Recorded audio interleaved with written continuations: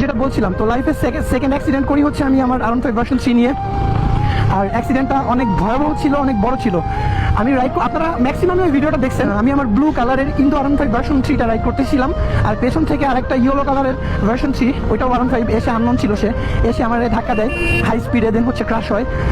তো ওই অ্যাক্সিডেন্টের পরে আমার উপর অনেক বেশি প্রেশার পড়ে।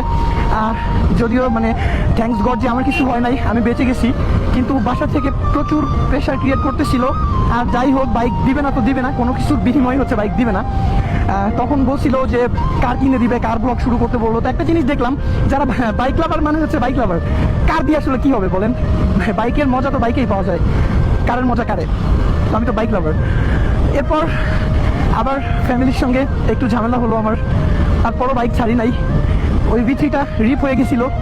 এরপর হচ্ছে V3টা রিপ হওয়ার পরে আমার তো বাইক রাইডই করতে দিবে না, আর বাইক কিনে দেওয়া তো দূরের কথা। তো তখন নতুন ইউটিউবে আসছিলাম, আমার ইউটিউব থেকে ওরকম টাকা পয়সাও মানে একদম নতুন তেমন ছিল না বাইক কেনার মতো। তো তখন আবার ঠিক 2013-14 সালের মতো আমার কিছু জিনিস ছিল এক্সপেন্সিভ, ওগুলো সেল করে দিলাম। সেল করে হচ্ছে সুজুকি GSX আর বাইকটা নেই, আপনারা জানেন। আর হচ্ছে একটা 4B নেই তখন, মানে এই যে এক্স কানেক্ট যে 4B, এটা না, এর আগে যে 4Bটা ছিল ওইটা।